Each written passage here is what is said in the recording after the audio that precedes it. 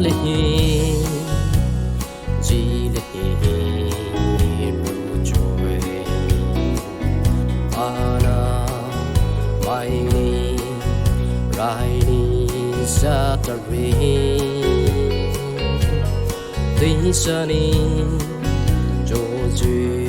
a tu zơ aha thế ni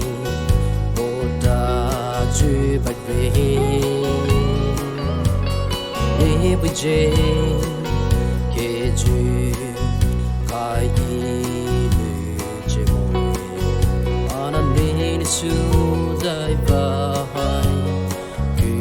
ba số về hu vô tri đi bờ la vi ni quê anh mai kỳ ni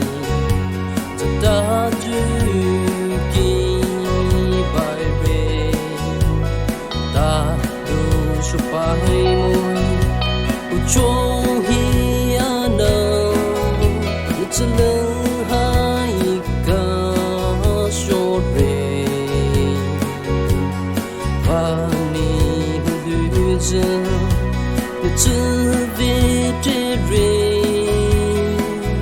anh nên viết chữ theo anh sẽ viết ra chỗ nào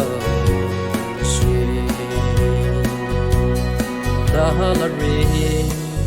lưu kai lưu re ni sơ re tây đơn ni mai ye cô lại mồi chư ni sơ re ai thế nếu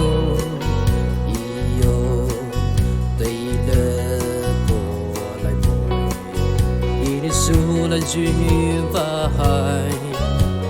su bay lại về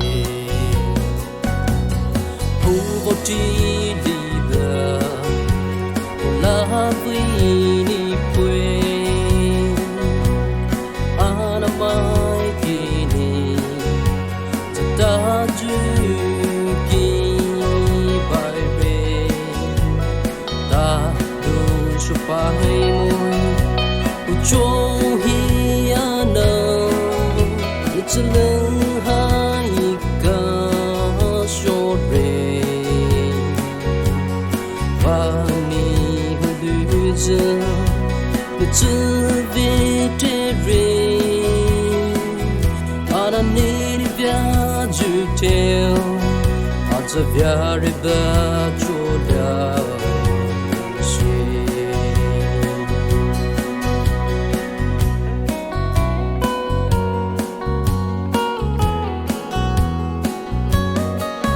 người duyên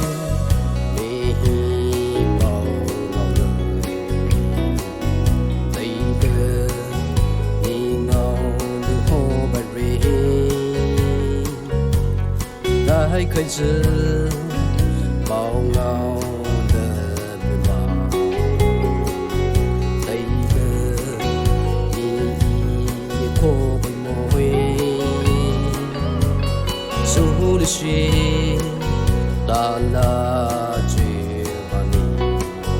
nên sa lại chỉ biết sa và số lô hu vô tri đi bờ la vi ni quê anh mai kỳ ni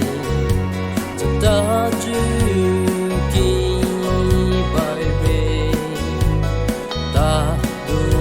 bài môi cho hi ana it's lưng hai ca số re và ni